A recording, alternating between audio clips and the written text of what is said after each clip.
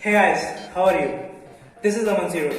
Well, just I received some messages on my Instagram कि due के examination form कब आएंगे, हमें कब फॉर्म फिल करना है, कब तक हम वेट करें। सो वहाँ पर इतना रिप्लाई देना पॉसिबल नहीं था हर एक को, so that's why I am making this video for you guys. So चलिए जी अब मुद्दे पे आते हैं। वेल, हर किसी के माइंड में क्वेश्चन होगा बिकॉज ऑफ कोविड-19 कि जो ड्यू का एडमिशन फॉर्म है वो कब तक आएगा, करेक्ट। सो वैसे तो हमारे सीबीएसई के जो 12th एग्जाम्स होते हैं वो भी डिले हो चुके हैं, ओके। सो रिजल्ट डिले होगा। सो जो हमारे ड्यू का जो रजिस्ट्रेशन फॉर्म होता है वो आफ्टर सीबीएसई रिजल्ट आता है, लाइक 1 और 2 डेज के बाद। सो जैसे ही आपका सीबीएसई रिजल्ट मिले तो आप तुरंत, आप वैसे तो आपको चेक करते रहना पड़ेगा अपने फ़ोन से, हर किसी के पास आजकल फ़ोन होगा। सो जैसे ही रिजल्ट मिले तुरंत साइबर कैफे जाइए और जाकर साइन अप कराइए। जब आप साइबर कैफे जाए तो अपने साथ कुछ जरूरी डॉक्यूमेंट लेके जाए, जैसे कि आपके पासपोर्ट साइज फोटो, आपका स्कैन सिग्नेचर, आपकी 10th और 12th की सेल्फ अटेस्टेड कॉपी।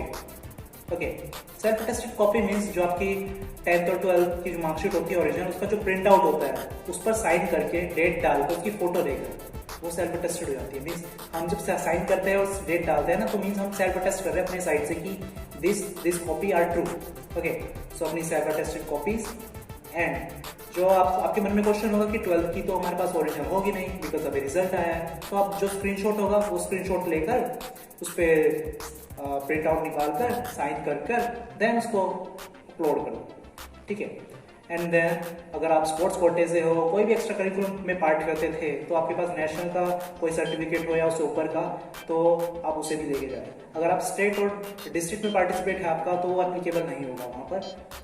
एंड अगर आप किसी रिजर्व कोटे में रिजर्व कैटेगरी से हो तो अपना SC ST OBC का सर्टिफिकेट लेके जाइए और साथ अपना इनकम सर्टिफिकेट लेके जाइए। एक गलती होती है कुछ बंदों से, लाइक जब हम चॉइस फिल करते हैं कि हम इस सब्जेक्ट ये सब्जेक्ट से हम अपनी बैचलर डिग्री करेंगे, हम इसमें BSc करेंगे, हम इसमें BA करेंगे, हम BCom करेंगे, ब्ला ब्ला ब्ला, बहुत सारे लाइक सबके अपने अपने होते हैं कि हमें BA करना है, BA इंग्लिश से करना है, ज्योग्राफी से करना है, हिस्ट्री से करना है, BCom करना है, BCom ऑनर्स करना है, या BSc कोई भी एनी कोर्स। सो हम बस वही चॉइस फिल करते हैं। सो प्लीज गाइस ऐसा मत करिए, बिकॉज आपने वो चॉइस फिल कर दी बट आपका मन बदल जाए, आपका इंटरेस्ट बदल जाए कि मैं अब ये नहीं ये करना चाहता हूँ, तो आप जब क्या करेंगे? तो फिर आप एडमिशन नहीं ले सकते उस कोर्स में अगर आपने चॉइस फिल नहीं किया। सो अकॉर्डिंग टू मी ज़्यादा से ज़्यादा चॉइस फिल करिए, ज़्यादा से ज़्यादा कोर्सेज को मार्क करिए जिस जिसमें आपका इंटरेस्ट हो, कि जिसमें आप जा सकते हो। सो गाइस, जो नेक्स्ट आता है वो आती है कट ऑफ। सो ड्यू का क्या है कि वो कट ऑफ के हिसाब से चलती है। सो इसमें क्या है, बेस्ट ऑफ 3 होता है और बेस्ट ऑफ 4 होता है। सो स्टूडेंट्स कंफ्यूज होते हैं कि बेस्ट ऑफ 3 क्या है और बेस्ट ऑफ 4 क्या है, इसकी परसेंटेज कैसे कैलकुलेट करें।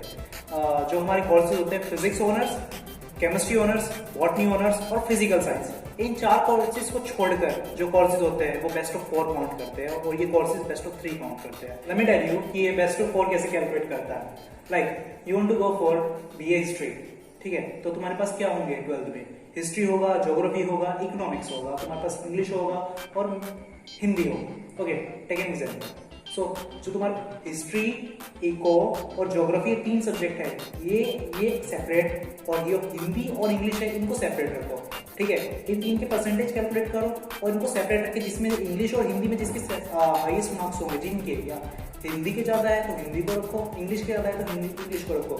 सो 3 ये, 1 ये, इनको जोड़ के जो हाईएस्ट वाला है उसको जोड़ के जो तुम्हारे 4 सब्जेक्ट्स बनते हैं उनकी 4 सब्जेक्ट की परसेंटेज निकालते हैं, तो वो तुम्हारी परसेंटेज कैलकुलेट होती है तो बेस्ट ऑफ 4। और बेस्ट ऑफ 3 कैसे होते हैं? PCM, like you want to go for physics honours, okay, BSc physics honours, BSc chemistry honours, BSc botany honours और फिजिकल साइंस, ओके। सो वहाँ पर बेस्ट ऑफ 3 कैलकुलेट होगा, लाइक PCM कैलकुलेट होगा और either PCB as applicable depend on course. Economics honours और BCom honours में 12th में maths as a compulsory subject होना चाहिए। आइदर तुम उसे इंक्लूड करो या ना करो बेस्ट ऑफ 4 में, बट मैथ कंपलसरी होना चाहिए 12th में फॉर इकोनॉमिक्स ऑनर्स और BCom honours, okay. And if you are a science student और तुम किसी आर्ट्स के लिए अप्लाई करते हो, ठीक है, तो जो तुम लाइक BCom के लिए कर रहे हो या BA के लिए कर रहे हो and you are a science student, जो तुम्हारा बेस्ट ऑफ 4 कैलकुलेट होगा, लाइक वहाँ पे चाहिए 95% चाहिए कट ऑफ के लिए, तो और तुम्हारे भी 95 है, तुम्हारा नहीं होगा बिकॉज वहाँ पे तुम्हारे -2.5 परसेंटेज हो जाते हैं अगर तुम स्ट्रीम चेंज करते हो। लाइक तुम साइंस बैकग्राउंड से हो, तुम आर्ट्स या कॉमर्स बैकग्राउंड में जा रहे हो, तो तुम्हारे -2.5 हो जाएंगे। सो तुम्हें उसके लिए 97.5% चाहिए होगा अगर वहाँ पे 95% कट ऑफ नीडेड है। वेल, अब बात आती है कि तुमने कट ऑफ तो क्लियर कर ली, अब क्या करें?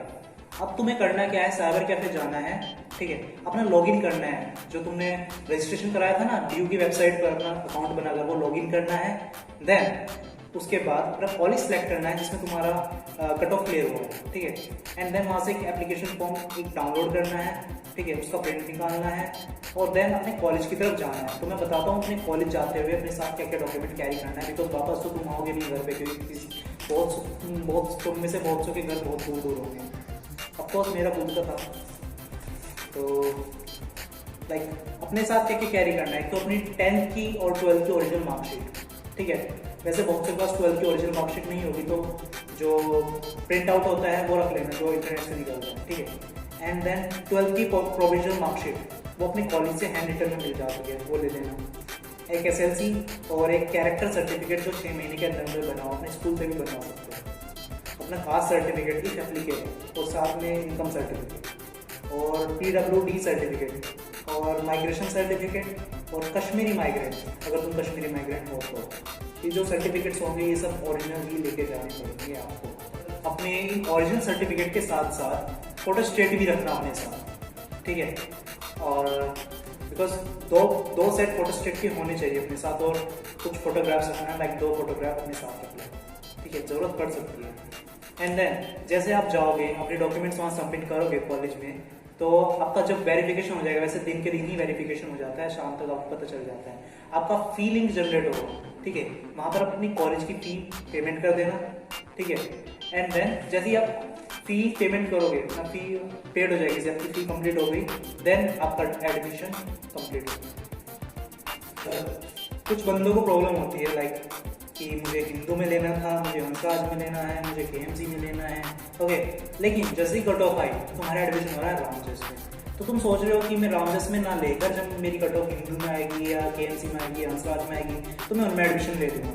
बट ऐसी गलती मत करना।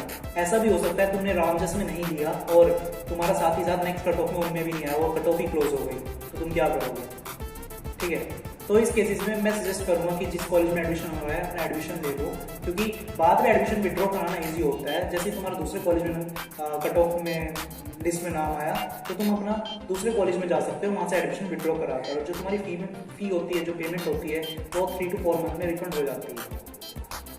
तो मैं सजेस्ट करूँगा कि तुम जिसमें जहाँ पे एडमिशन हो रहा है वहाँ पे एडमिशन ले लो, एंड देन वो बाद में चेंज हो सकता है। वेल, अगर आपको वीडियो पसंद आई हो और आपको वीडियो थोड़ी सी भी यूजफुल लगी हो, तो कृपया करके सब्सक्राइब बटन पर क्लिक कर दीजिए और बेल आइकन को दबा दीजिए, और हमें DU डायरीज इंस्टाग्राम पर पेज पर फॉलो कीजिए।